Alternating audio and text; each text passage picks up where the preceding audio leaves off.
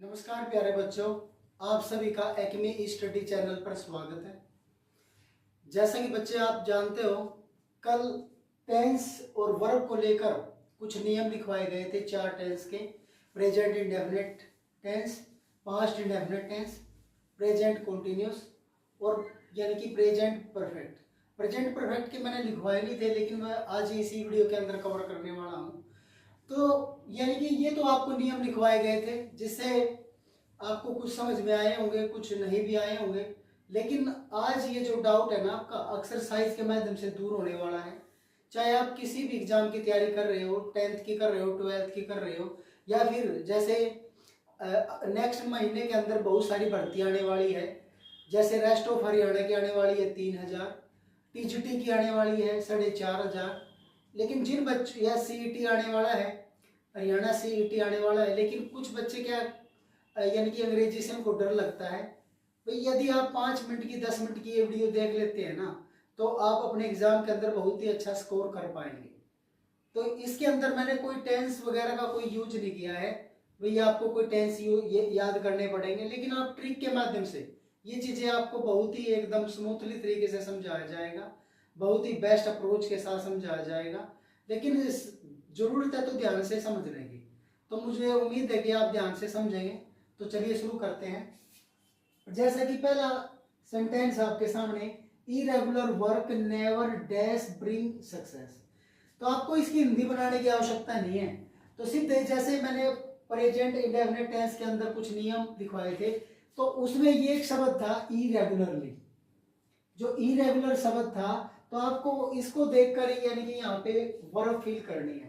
तो यहाँ पे वर्ब है ब्रिंग, तो क्या जगह, जैसे इरेगुलर वर्क है तो ये चीजें सिंगुलर है, तो इसमें हम ब्रिंग्स लगा देंगे। क्या लगा देंगे? ब्रिंग्स। तो बस इतना ही आपको करना है। जैसे कि सेकंड सेंटेंस है, my friends often dash send me present. अब इसमें जो शब्द आया हुआ है ना, ऑफन आया हुआ है, तो ये भी मैंने करवाया हुआ है। तो प्रेजेंट इंडेफिनिट टेंस के अंदर ये आता है। तो यहाँ पे देखो, लेकिन यहाँ भी आपको देखना जरूरी है भाई, जो आपका सब्जेक्ट है वो सिंगुलर है या प्लूरल है, एक वचन है या बहुवचन है। तो यहाँ पे देखो माय फ्रेंड्स यानी कि प्लूरल है, बहुवचन है, तो यानी कि जो वर्ब है वो भी प्लूरल आएगी। तो यहाँ पे सेंड का सेंड आ जाएगा। अगर यहाँ पे माय फ्रेंड होता, एस नहीं होता, तो यहाँ पे एस और लगा देते, इस वर्ब के साथ एस और लग जाता तो सेंड्स हो जाता। तो अगला नियम देखिए, my mother rarely dash sleep in the day time. तो यहाँ पर आपको कोई भी हिंदी बनाने की आवश्यकता नहीं है। तो यहाँ पे शब्द आ गया है रेयरली। तो जहां पर रेयरली शब्द आता है, तो वहां भी हम किसका यूज करते हैं? V1 का यूज करते हैं। तो यहाँ पे स्लीप है, लेकिन इसको लगाने से पहले आप ये देख लेना जो इसका सब्जेक्ट है वो सिंगुलर है या प्लूरल है। तो वो सिंगुलर है, तो यहाँ पे क्या भरने वाले हैं? स्लीप के साथ एस और लगा देंगे तो स्लीप्स आ जाएगा। नेक्स्ट सेंटेंस को देखिए, तो रन फास्ट, यहाँ पे साइन ऑफ एक्सक्लेमेशन लगा हुआ है। The train dash whistle, whistle हमारी वर्ब दी गई है। तो प्यारे बच्चों, अगर ऐसे कोई भी वाक्य आते हैं ना, यहाँ पे 2 वाक्य मैंने एक जैसे लिए हैं। अगर यहाँ पे ये जो डंडा बिंदु है, साइन ऑफ एक्सक्लेमेशन है, तो यहाँ पर भी आप देख सकते हो। तो दिमाग में सेट रखनी है बात। तो वहां पे इज एम आर और प्लस में V1 के साथ ING आप लगाने वाले हो, तो आपने ये काम इसमें कर देना है। लेकिन सब्जेक्ट का भी ध्यान रखना है। तो यहाँ पे द ट्रेन यानी कि सिंगुलर है, तो यहाँ पे क्या आ जाएगा? इज विसलिंग आ जाएगा। क्या आ जाएगा? इज विसलिंग आप लगा देंगे। इस चीज का आपने ध्यान रखना है।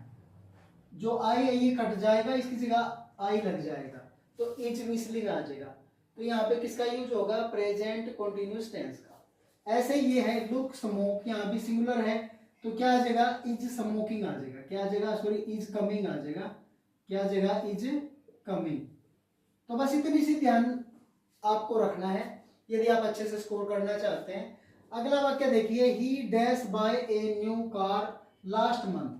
तो मैंने बताया था कल, आपको समझाया था, ये हो जाएगा आपका पास्ट टेंस।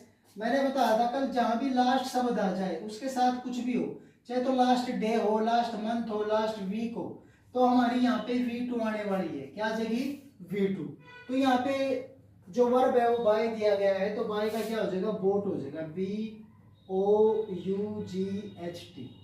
तो BOUGHT तो आप लगा देंगे तो आपका आंसर बिल्कुल करेक्ट जाने वाला है। अगला है I have already dash see this film. तो यहाँ पे जो आपका कीवर्ड है ना वो ऑलरेडी है। ये चीजें मैंने करवाई नहीं थी, यानी कि फोर्थ टेंस के अंदर है, प्रेजेंट परफेक्ट टेंस के अंदर है, तो ये चीजें आप नोट कर सकते हो। तो इसमें क्या क्या चीजें आ जाए, तो प्रेजेंट परफेक्ट कहाँ पे लगाने वाले हो, तो अगर कहीं पे आ जाता है एवर, आ जाता है नेवर, अगर आ जाता है लेटली, अगर कहीं पे शब्द आ जाता है येट, कहीं पे शब्द आ जाता है सो फार आ जाता है, टिल नाउ शब्द आ जाता है, टिल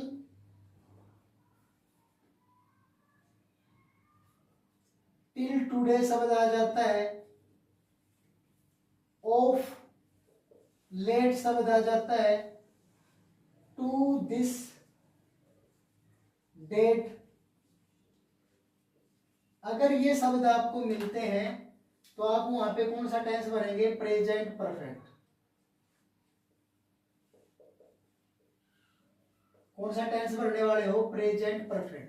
तो यहाँ पे आप देख सकते हैं, यहाँ पे शब्द ऑलरेडी आया हुआ है, तो ऑलरेडी यानी कि यहाँ पे शब्द आप लगा सकते हैं, ऑलरेडी इसी के अंदर आ जाएगा, तो ऑलरेडी शब्द आ जाएगा। तो यहाँ पे ऑलरेडी है, तो हम यहाँ पे क्या भर देंगे, ही I have already dash C है, तो क्या हो जाएगा, सी। तो यहाँ भी आप देख सकते हैं, तो यहाँ पे जो हेल्पिंग वर्ब है, यदि हैज या हैव आता है उसके साथ थर्ड फॉर्म ही आती है।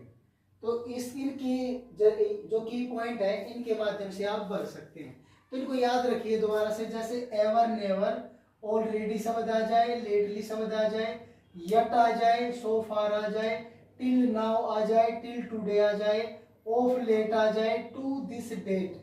टू दिस डेट अगर कहीं पर भी ये शब्द आपको दिखाई दे तो आप प्रेजेंट परफेक्ट टेंस का इस्तेमाल वहां पे कर सकते हैं। तो नेक्स्ट सेंटेंस पे आते हैं, जैसे C dash walk to college yesterday morning. तो यहाँ पे हमारा जो की पॉइंट है वो है यस्टरडे। मैंने बताया था जहां पर भी यस्टरडे शब्द आता है तो V2 का इस्तेमाल किया जाएगा। तो यहाँ पे वॉक शब्द है तो वॉकड हो जाएगा, WALKED। तो आप यहाँ पे वॉकड लगा देंगे।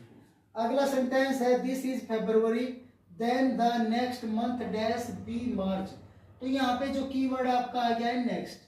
तो कल बताया गया था भाई जहाँ भी कोई भी नेक्स्ट शब्द आता है तो वहां पर आप फ्यूचर इंडेफिनिट टेंस का प्रयोग करेंगे।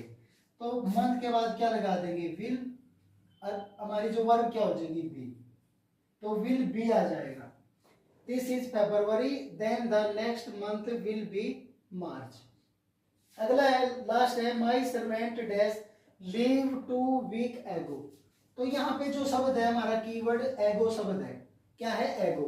जहां पर एगो शब्द है तो वहां पर भी हम V2 का इस्तेमाल करेंगे। किसका करेंगे, V2 का इस्तेमाल करने वाले हैं।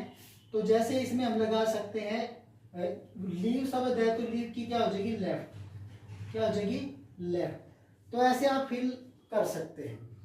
तो ये जो विधि है, जब एग्जाम्पल दिए जाते हैं और उससे नियमों को बताया जाता है तो ये कहलाती है यानी कि आगमन विधि।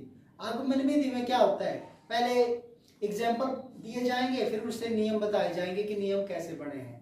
तो आज मैंने कोशिश करी है भी एग्जाम्पल के माध्यम से आपको समझाने के लिए। तो लेकिन इन चीज़ों को यदि आप बार बार रटते हैं, बार बार नियमों को याद करते हैं तो आप इनको भली भांति कर सकते हैं। एक और यानी कि इसका सेकंड पार्ट था, थर्ड पार्ट में मैं इसको बिल्कुल क्लियर कर दूंगा। और वो वीडियो तो बहुत ही ज़्यादा इंपॉर्टेंट होने वाली है क्योंकि उसके अंदर ऐसे ऐसे नियम है बहुत ही जबरदस्त है जो एग्जाम्पल के माध्यम से मैं समझाने वाला हूं। तो आपका एक भी नंबर नहीं कटेगा। जो बच्चे एस्टेट की तैयारी कर रहे हैं उनके लिए ये जो क्लास है ना बहुत ही रामबाण साबित होगी। आप पूरे YouTube चैनल पर देख सकते हैं, इस तरीके से आपको कोई भी कंटेंट नहीं देगा। मैं सिर्फ इसलिए दे रहा हूँ क्योंकि मैं भी इस दौर से गुजरा हूँ कि गरीबी क्या चीज़ होती है। ये सब कार्य गरीब बच्चों के लिए है ताकि उनको किसी एकेडमी पे ज्वाइन ना करना पड़े, भारी फीस ना देना पड़े और जो उनके इंग्लिश के अंदर नंबर कटते हैं उनका एक भी नंबर ना कटे। तो प्यारे बच्चों, आपसे उम्मीद है कि आप वीडियो को प्यार करेंगे, आप वीडियो को बहुत सारा कोऑपरेट करेंगे। तो कमेंट बॉक्स भर जाना चाहिए लाइक से, और जितने आप सब्सक्राइब करेंगे ना, और बेल आइकन को आप प्रेस जरूर कर लेना, ताकि मैं जो भी नई वीडियो डालूं उसका लिंक आप तक पहुंच जाए। तो तीसरा पार्ट मैं जल्दी लेके आऊंगा, जिसके अंदर आपको बहुत ही अच्छे से यानी कि वर्ब और टेंस करवाए जाएंगे।